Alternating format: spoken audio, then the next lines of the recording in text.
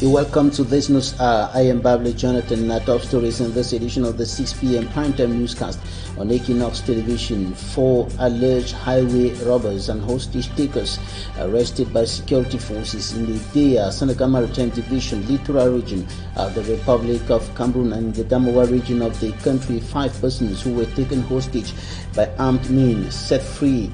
They were liberated during an operation by the 31st Infantry Motorized Battalion in that part of the country. Also in this newscast, we'll talk about the continuous increase in prices of basic commodities in the Republic of Cameroon as a consequence of Russia's invasion of Ukraine. We're going to talk about the increase in the prices of meat across the Republic of Cameroon. We'll also take you to Ghana, and we're going to be showing you the country's only glass blower who is turning TVs and windows into artistic wonders. Stay with us.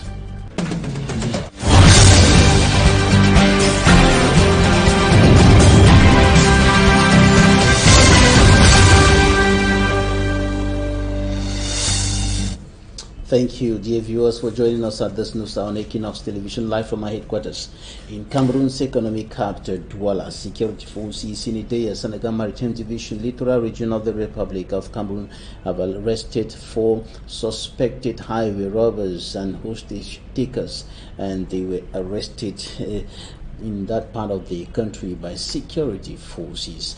We have details in this report by Innocent Azi. 4 suspected armed highway robbers and hostage takers presented to the public by security officials in Idea, Senegal Maritime Division, littoral region. This other lamenting suspect denies accusations labeled on him after a failed operation.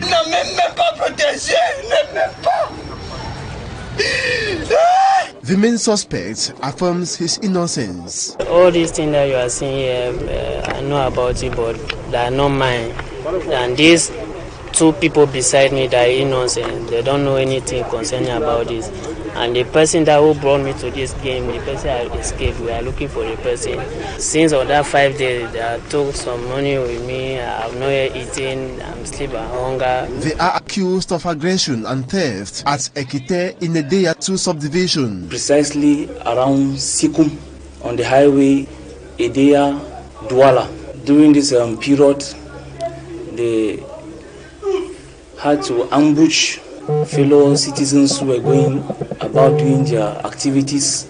These bandits aggressed them and took all they had on them, monies, telephones, and even their bikes. On April 3rd, they fell in the dragnets of the police and gendarmes in a mixed operation. After some weeks, they moved from Ekite and climbed up to Dizange, most precisely around Dikula, where they had to ambush a car which was coming down from Douala. 13 people were involved as victims, and the gang was made up of 6 people who operated that night. 3 women who fell victims were sexually abused. Night of that operation. During this operation, we had 3 women who were violated sexually, were being raped, that is to say. Unfortunately, that fateful night, we did not succeed getting these guys, but with the joint collaboration of my collaborators here standing with me, we had to have an emergency meeting, and we decided to carry out an operation, which, as you can see, the results. Out of the gang of 8, 6 suspects were arrested, with 2 sent to defend themselves before judges at the Douala Military Court. The rest, as you've just seen, will follow in the days ahead. La population devrait travailler avec les autorités administratives. The SDO for the Senegal Maritime Division and the security head stressed on the collaboration of the population to track down more criminals, and the 2 other members of this gang of 8 on the run. And here in Douala, suspected kidnappers of Dr. Disongo Joki Olivia have been arrested by security forces, as we told you yesterday. And now we're going back to show you just how that happened in this report, compiled by Smart Njikan Gabriel. There are 5 suspects who have been arrested by the elements of the Judicial Police Unit in Bonanjo Douala. The 5, whose ages range from 25 to 33 years, are accused of kidnapping Dr. Disongo Joki Olivia. Before their presentation this Monday at the Judicial Police Unit, officials of the Judicial Police Unit on Easter Sunday had the suspects show the media how they succeeded in abducting Dr. Disongo Joki Olivia. According to the suspects, it all began with a phone call through which they fooled Dr. Disongo Joki Olivia that it was another popular doctor who needed her attention at a private clinic. Upon the arrival of Dr. Disongo Joki Olivia at the venue, she will be informed that the doctor who needs her is at the annex of the hospital, which never existed. Dr. Disongo Joki Olivia, arriving at the said annex, will be made to understand that she has been kidnapped. Comme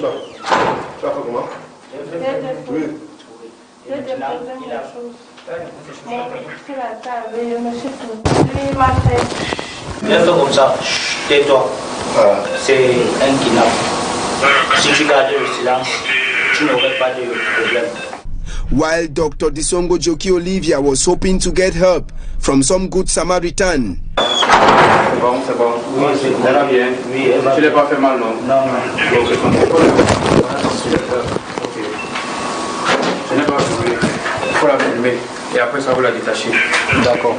Ouais, voilà, ça va.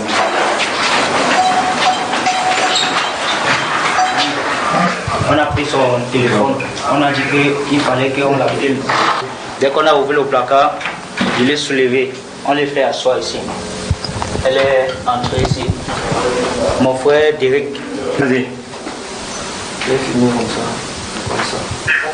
The suspects, in an attempt to distort traces of getting to them, will travel right up to Campo in Kribi with the telephone of Dr. Disongo Joki Olivia. Not aware of the plans of the abductors, the public security officers of Kribi will be alerted, but after 3 days of search, they won't have any positive result, as the suspects will move to a village known as Bukwe under a Day One council, where they will finally bury the phone under a tree.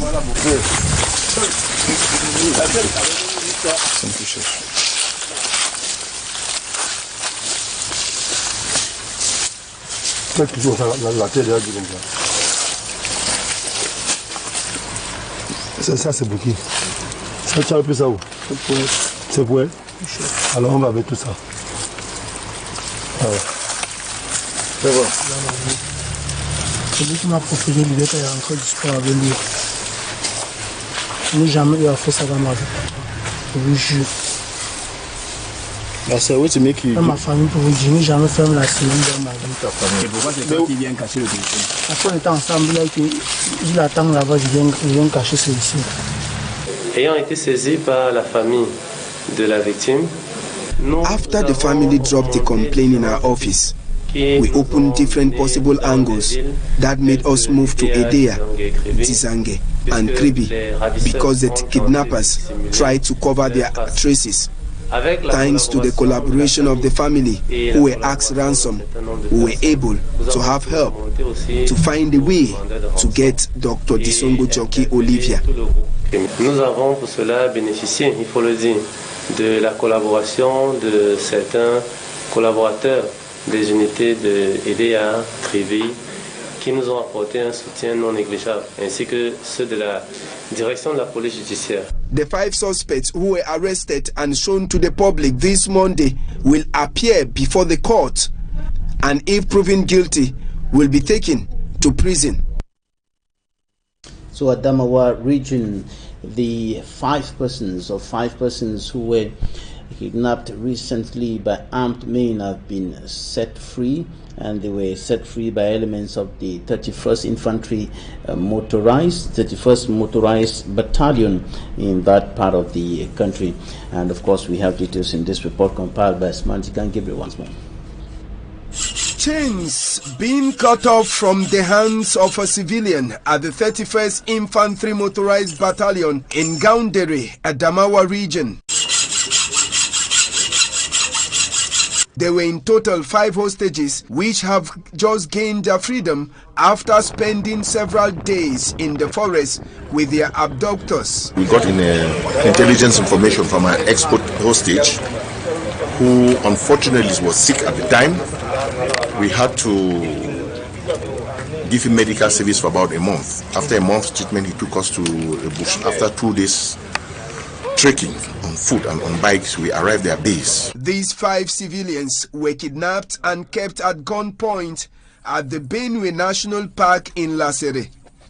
Unfortunately, when the elements of the 31st Motorized Infantry Battalion engaged a manhunt for these kidnappers, 2 of the abducted persons were gunned down. Unfortunately, when we arrived at their base, the guys, since they always have somebody who's a sniper, he saw us, they opened fire.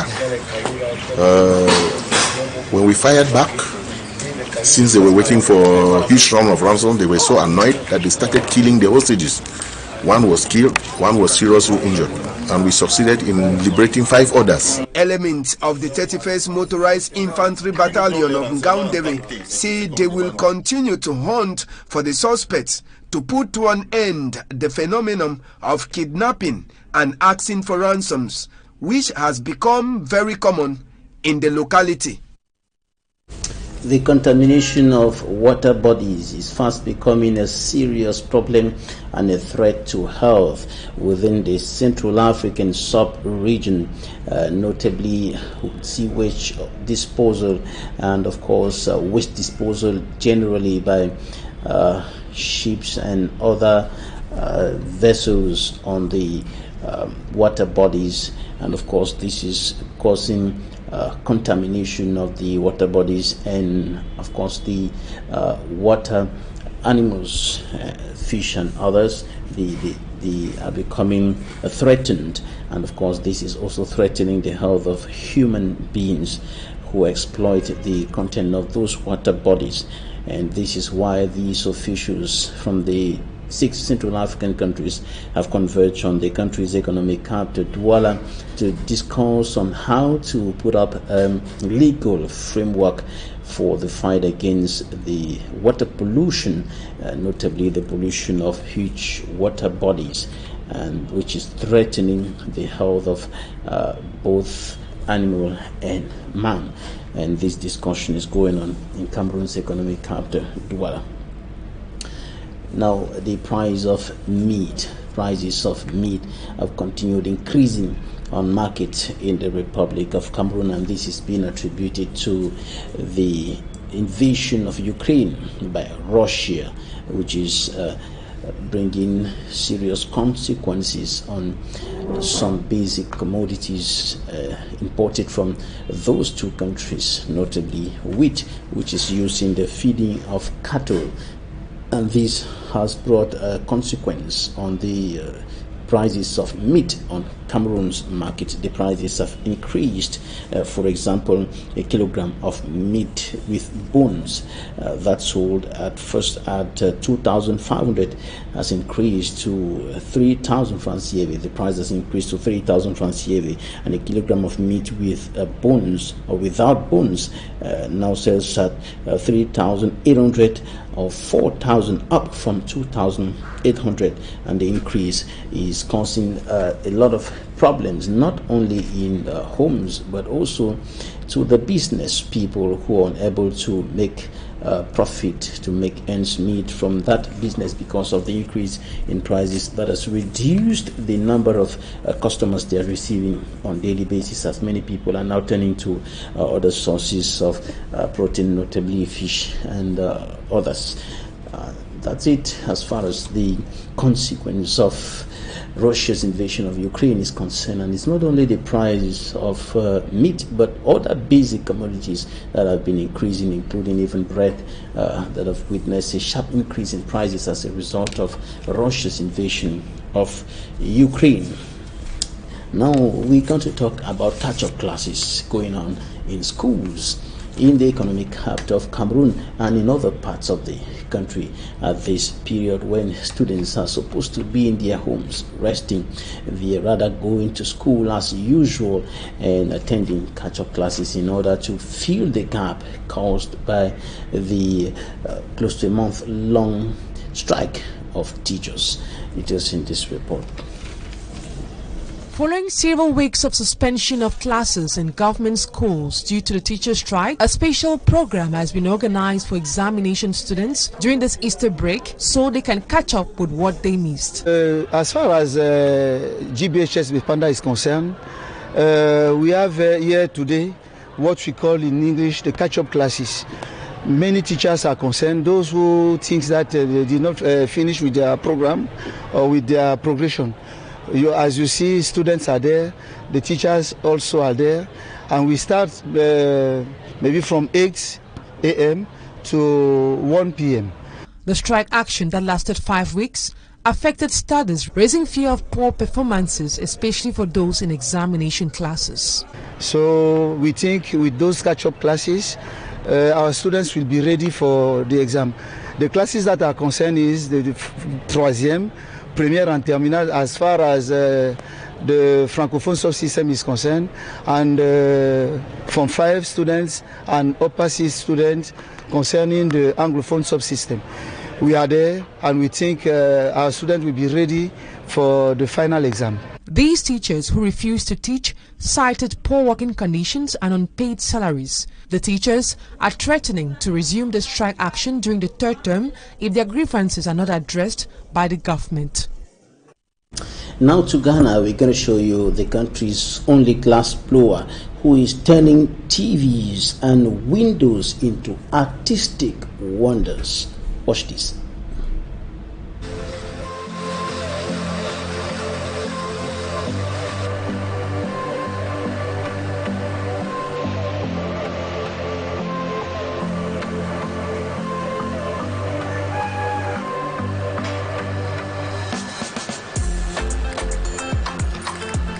Glass that I learned in the bead making, it became like my passion. It's like my heart.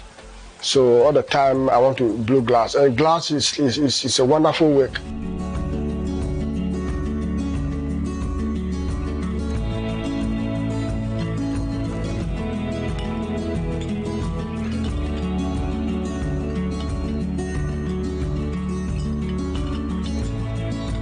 But this one is very sticky and it's good for a glass blower.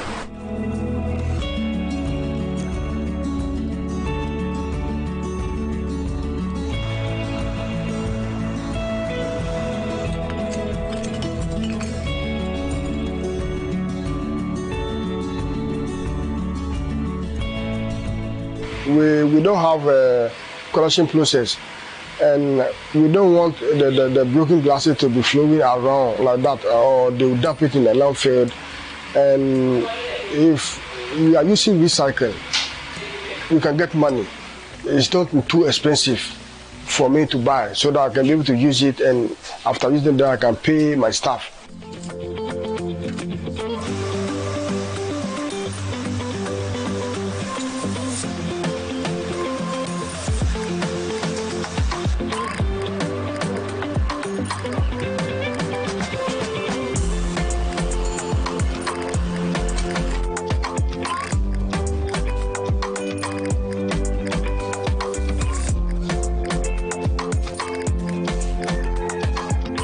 My heart is to train young Ghanaians, both men and women, and that they can also learn this job as their professional work. We will not go to any country like China to buy any material from that we want to use in Ghana. I want to make Ghana beautiful. Coming up, the environment, the silent casualty of the Ukraine war. courtesy Euronews. For humans, war is an obvious tragedy. But when the fighting stops, another more silent victim is discovered: the natural environment itself.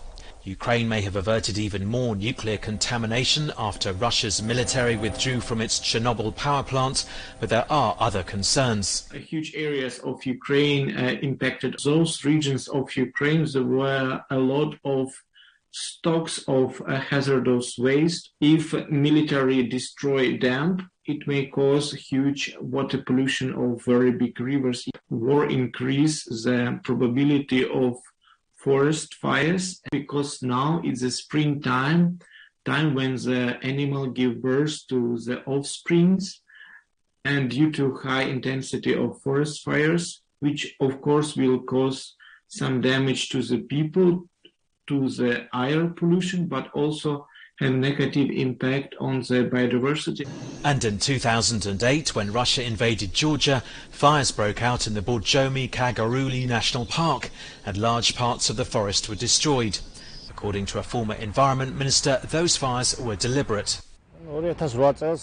After all these years, I'm now even more certain that in 2008, the harm to the environment was done on purpose. There were different types of damage. For example, when ships were destroyed, fuel oil spilled and polluted the sea. The biggest damage was, of course, the fires in Borjomi and Ateni Gorge. Almost 1,000 hectares were damaged. Territory was likely shelled with incendiary bombs, which caused huge fires. According to one environmentalist, when Russia was waging war in Chechnya, many wild animals fled over the Caucasus Mountains. The impact on wild animals was evident in Georgia, which way they were going, migrating.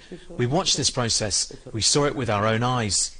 And now another war is wreaking environmental havoc again.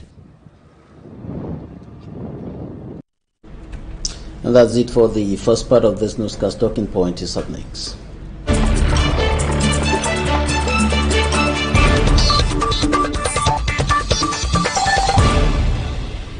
Our guest today is joining us from the United States of America. Dr. Emma Osong is a civil society leader, founder of Women for Permanent Peace and Justice, WPPJ. She is the author of the book Unraveled, a personal journey into conflict, war, and diplomacy, a social justice advocate. You're welcome. Thank you, Mr. Bula. Glad to be here. And happy Easter. It's been long. We have not heard from you. Thank you for coming on today again. Thank you. Happy Easter to you and your listeners, and always a pleasure to be here in your company. All right, we're going to talk about the United States Homeland Security Department's decision to protect Cameroonians from dangerous deportation. What does that mean to Cameroon? You see, Mr. Babila, when you're out in the rain and you're soaked and someone standing next to you is also wet, only one thing can be correct. It is raining and we are both wet. So the granting of temporary protected status for Cameroonians residing in the United States is an answer to what the government of Cameroon has up till today refused to recognize. And that is, there is an ongoing armed conflict that has caused untold humanitarian suffering, that has left millions displaced, many young children finding their way through the dangerous journey across Africa, dying in the Mediterranean Sea to seek refuge, some of them making the life and death dangerous journey through the Darien Gap to present themselves at the border of the United States seeking refuge. So thanks to the Biden administration, thanks to Secretary Alejandro Mayorkas, and thanks to many, many southern Cameroonians who literally stood watch, some not going back to their houses, protesting in front of the White House, in front of Congress, Women for Permanent Peace writing to our state representative and saying, there is a humanitarian disaster. Infrastructure has been destroyed, people are displaced, and those who are here need protection.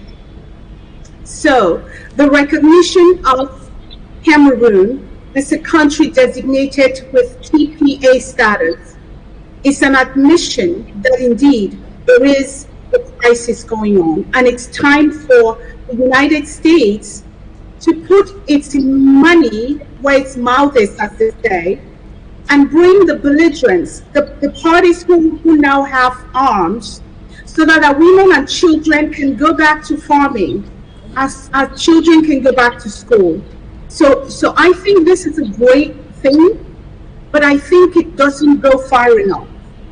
United States must now join in bringing an end cessation of hostilities. So that would be my appeal to the Biden administration, to call his colleague Adetubi, Mr. Biya, and say it's time to end this senseless war, Mr. Babila. Those are my reflection and initial reactions. Now, as a Cameroonian living in the United States of America, when you discuss with other fellow Cameroonians, do you have the impression that this decision has rekindled the sense of belonging, the sense of security, the sense of safety in your fellow Cameroonians who are there in the United States? First of all, Mr. Babila, I say I am currently an American of Southern Cameroonian background. I think I make that distinction very clearly. In terms of TPS, giving a sense of security, I think it gives more a sense of recognition. It allows those who currently live in the shadows, fearing the immigration, customs and immigration service, and fearing deportation, can now come out of the shadows and are able to live a dignified life. This is something that Women for Permanent Peace have been calling for. That is, no matter where you reside, be it your country of birth, your country of naturalization, you must live in dignity. The American society understands that the highest value of a human being is in his or her ability to live in dignity and not as a second-class citizen, not subject to arbitrary arrest, arbitrary deportation, arbitrary detention, dying in jail without ever having been accused formally and being brought to trial, so you can then make your case why you are innocent. That is what people do not experience currently in the Cameroonian construct.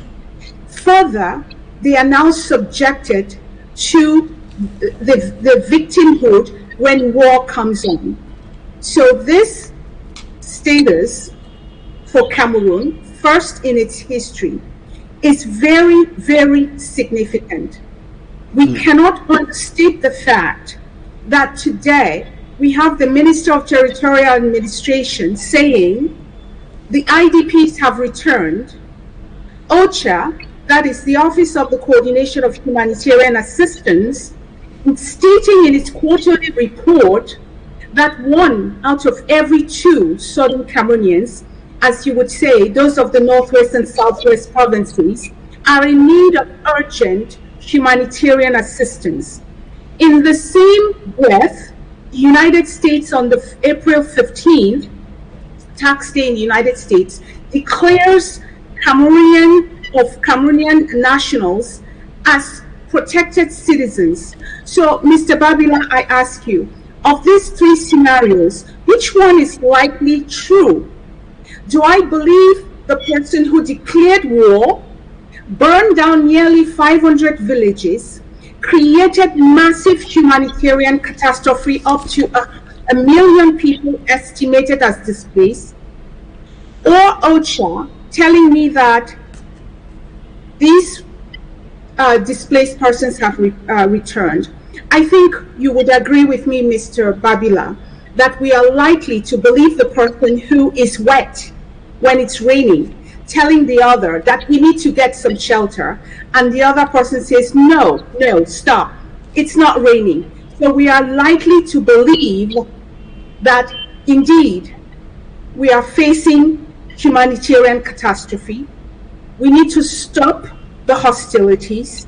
We need to get the parties to sit down on the third-party mediation and discuss why there is a war, discuss why Cameroon is hurling down the path of destruction, so as to resolve this problem once and for all, and so that our generation, Mr. Babila, does not bequeath war as its legacy.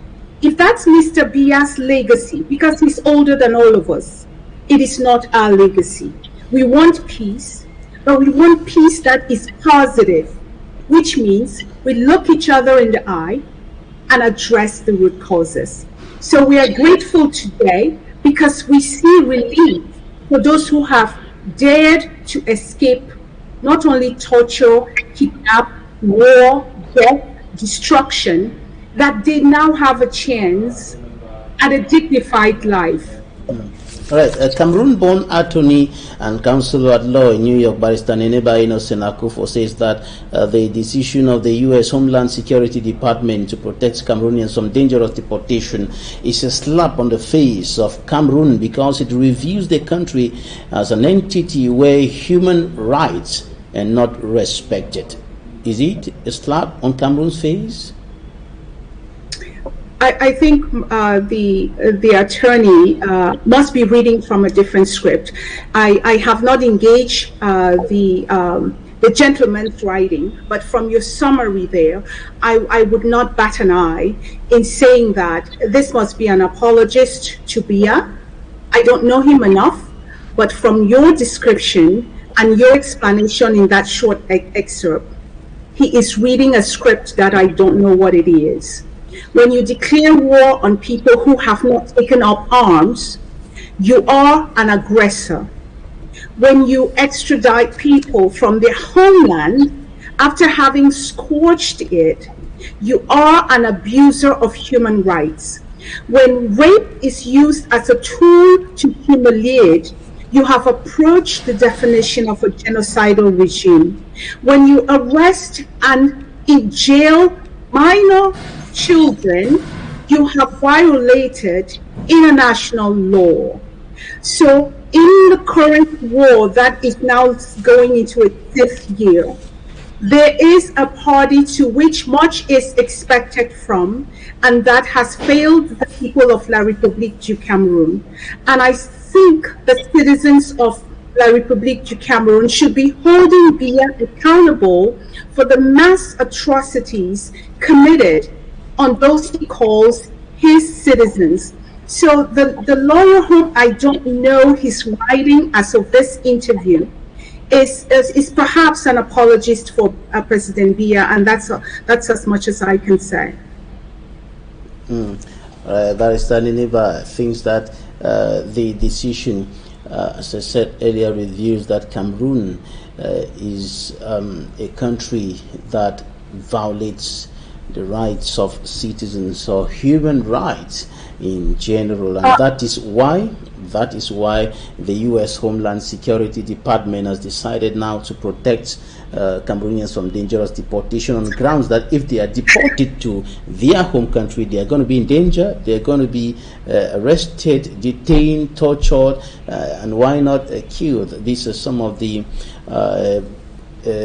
basis on which the Homeland Security Department took that decision, according to what is written. And of course, now another question coming up is let me walk that back, Mr. Babila. Let me walk that back. I thought I heard you that the lawyer said Cameroonian government is not a human rights abuser. He said that the decision shows that Cameroon is a country where human rights are violated, and that's I agree. So I take back everything I've said. I am in complete agreement with the lawyer, and I respect his opinions, and are consistent with mine and many others around the world, and hence the reason for TPS for Cameroon. Yes, so, I do. Right. Another question coming up now is concerning the war in Ukraine.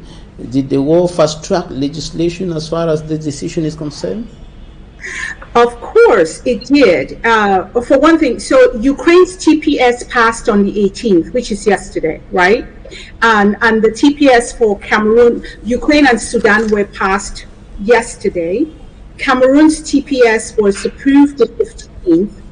And citizens from Cameroon, whether they are Francophone or Anglophone, can benefit from this designation as long as they are in the US as of a particular date. But by all means, let me sidetrack here to say, do check the US Citizen and Immigration website for complete information. Ukraine crisis, the war in Ukraine has demonstrated, Mr. Babila, that as one person I respect very much shared with me, that the peace and security architecture as we conceive it, as the United Nations conceive, does not consider us part of that.